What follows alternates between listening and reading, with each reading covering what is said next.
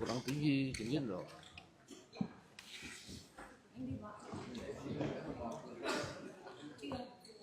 Patut lagi puisi.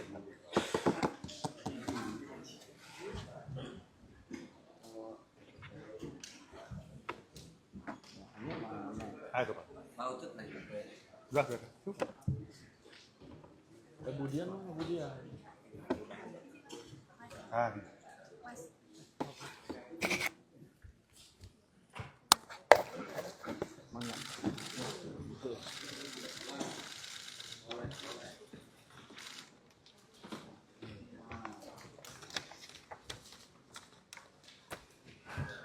Itu bisa. Mana?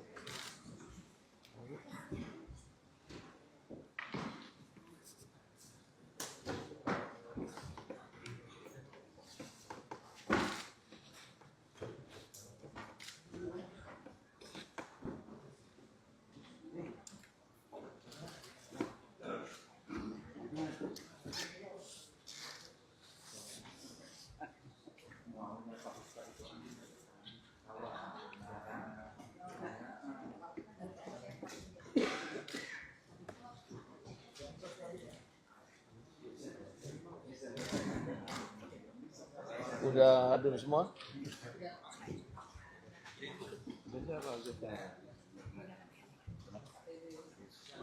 Nanti ini aja yang dibagi ke wartawan. Baik, selamat pagi. Assalamualaikum warahmatullahi wabarakatuh.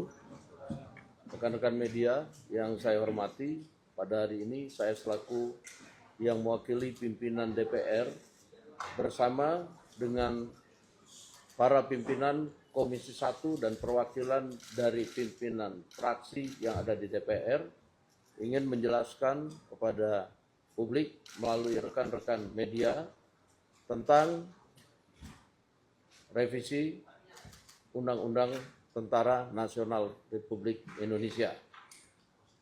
Seperti kita tahu bahwa dalam beberapa waktu ini telah terjadi dinamika mengenai revisi Undang-Undang Tentara Nasional Republik Indonesia, dan kami cermati bahwa di publik, di media sosial itu beredar draft yang berbeda dengan yang dibahas di Komisi 1 DPR RI. Nah, untuk itu hari ini kami akan menjelaskan kepada publik melalui rekan-rekan media beberapa pasal yang sebenarnya yang pada saat ini sedang dibahas di Komisi 1 DPR RI.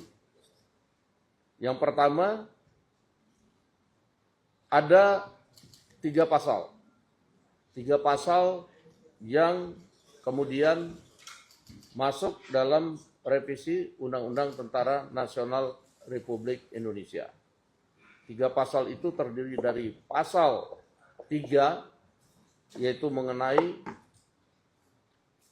kedudukan TNI. Jadi ini sifatnya internal, yaitu ayat 1 misalnya, dalam pengerahan dan penggunaan kekuatan militer, TNI berkedudukan di bawah Presiden. Itu tidak ada perubahan. Kemudian ayat 2-nya, kebijakan dan strategi pertahanan serta dukungan administrasi yang berkaitan dengan aspek perencanaan strategis TNI itu berada di dalam koordinasi Kementerian Pertahanan. Ini pasal dibuat supaya semua sinergis dan rapi dalam administrasinya.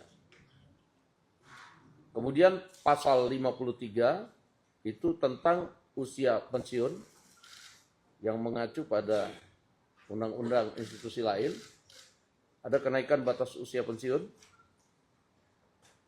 yaitu bervariatif antara 55 tahun sampai dengan 62 tahun. Dan ini perinciannya kita akan bagikan kepada teman-teman media sebentar lagi. Kemudian pasal ketiga yaitu pasal 47, yaitu prajurit dapat menduduki jabatan pada kementerian atau lembaga. Jadi prajurit aktif dapat menduduki jabatan pada kementerian lembaga. Pada saat ini sebelum direvisi ada 10, Kemudian ada penambahan karena di masing-masing institusi di undang-undangnya dicantumkan, sehingga kita masukkan ke dalam revisi Undang-Undang TNI seperti Kejaksaan Agung misalnya, karena ada di situ Jaksa Agung Pidana Militer yang di Undang-Undang Kejaksaan itu jabat oleh TNI, di sini kita masukkan. Kemudian untuk pengelola perbatasan, karena itu beririsan dengan tugas pokok dan fungsi. Dan ini bisa dilihat nanti pada draft yang akan kita bagikan ke kawan-kawan media.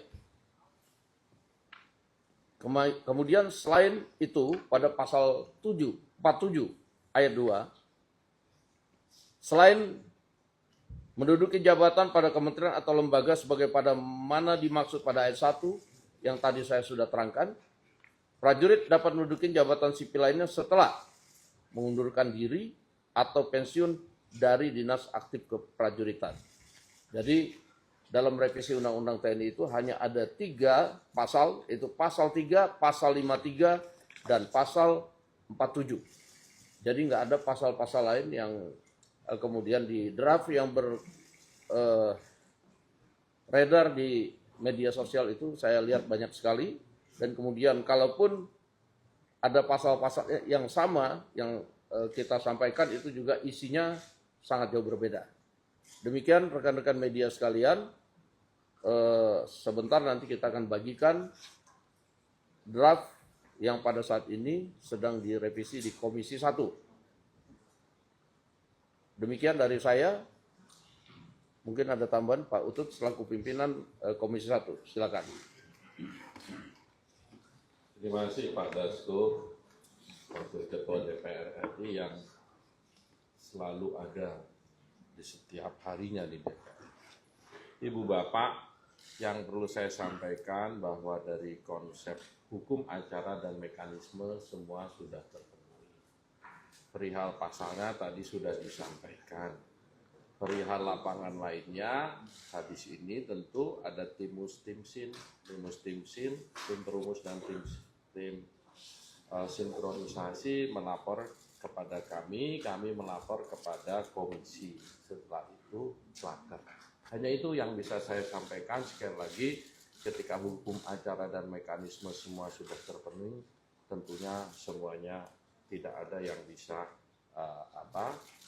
menjadi sesuatu yang saudara-saudara ragukan. Terima kasih. Baik. Jika ada pertanyaan dari? Saya Nanda dari Kompas TV. Oke, Kompas TV. Dari Bang Dasko dan juga Bang Utut mungkin terkait polemik RUU TNI ini. Kemarin kan yang menjadi sorotan adalah rapat panjang yang digelar di hotel dan kesannya tertutup. Apakah benar juga Bang terkait dengan pembahasan RUU TNI ini ada rencana RUU disahkan sebelum reses Lebaran 2025? Artinya ditutup dari tanggapan Bang Dasko dan juga. Yang pertama saya sampaikan bahwa tidak ada kebut-mengebut dalam Undang-Undang Revisi Undang-Undang TNI. Seperti kita tahu bahwa revisi Undang-Undang TNI ini sudah berlangsung dari berapa lama ya? Berapa bulan lalu?